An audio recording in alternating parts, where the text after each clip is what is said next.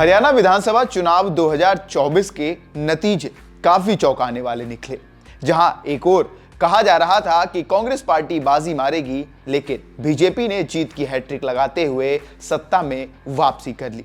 लेकिन एक फायदा जरूर हुआ, वो हुआ है कांग्रेस को जुलाना विधानसभा सीट से, जहां कांग्रेस नेता विनेश फोगाट को मैदान में उतारा।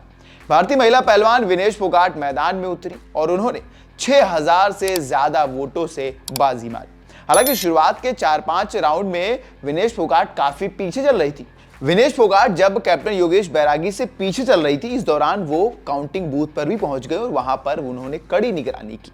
लेकिन अंत में जब धीरे धीरे मशीनें खुलती गई और विनेश फोगाट का जब लीड 2000, 3000, 4000, 5000, 6000 हो गया, वहां पर उनकी जीत सुनिश्चित हो चुकी थी। और इस तरह 2005 के बाद जुलाना की सीट को कांग्रेस ने अपने नाम कर लिया। लेकिन इस सीट को जीतने का ज्यादा श्रेय आप विनेश फोगाट को ही देंगे, क्योंकि विनेश ने जिस तरह से जमीन पर उतरकर तैयारियां की थी, लोगों से घरों में जाकर उनसे मुलाकात की थी, पंचायतों में, गांव में, यहां तक कि लोगों से चलते सड़क पर जिस तरह से मुलाकात करके उनका दिल जीतने की कोशिश की, उसका फायदा भी उनको मिला।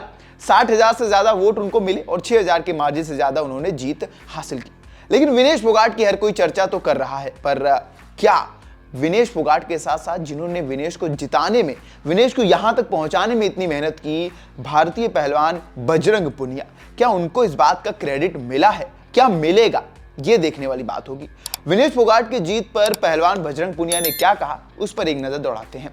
बजरंग पुनिया ने सोशल मीडिया प्लेटफॉर्म एक्स पर लिखा, देश की बेटी विनेश फोगाट को जीत की बहुत बहुत बधाई। ये लड़ाई सिर्फ एक जुलाना सीट की नहीं थी, सिर्फ 3-4 और प्रत्याशियों के साथ नहीं थी, सिर्फ पार्टियों की लड़ाई नहीं थी।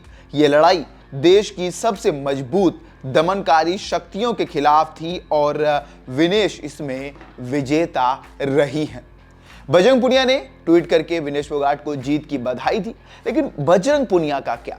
क्योंकि जब बजरंग पुनिया और विनेश फोगाट, जब विनेश पेरिस से वापस आई थी, उनका रोड शो हुआ था, उसके कुछ दिन बाद वो कांग्रेस में शामिल हो गई थी। कांग्रेस में शामिल बजरंग पुनिया भी हुए थे, लेकिन उन्होंने चुनाव ना लड़ने का फैसला किया था। या हो सकता है कि कांग्रेस के आला कमान ने उनको टिकट ना देने का फैसला किया हो, बोला हो कि किसी एक को ही टिकट दे सकते हो, और वो विनेश फोगाट को टिकट मिल गया। बजरंग पुनिया चुनाव तो नहीं लड़े, लेकिन उन्होंने पूरा विनेश फोगाट का साथ दिया, चाहे वो सोशल मीडिया पर हो या फिर जमीन पर। विनेश के साथ वो हर जगह नजर आए और कांग्रेस के लिए वोट मांगते हुए भी।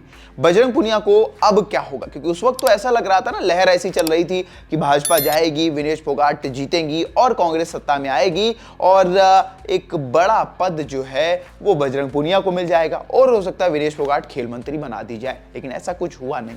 अब विनेश फोगाट सिर्फ एज अ विधायक विधानसभा भवन पहुंचेंगी, पर बजरंग पुनिया का अब क्या होगा? क्या बजरंग पुनिया दोबारा कुश्ती में लौटेंगे या विनेश फोगाट उनके लिए कुछ अलग करेगी? आपको क्या लगता है हमें कमेंट करके जरूर बताएं। तब तक के लिए देखते रहें वन इंडिया हिंदी।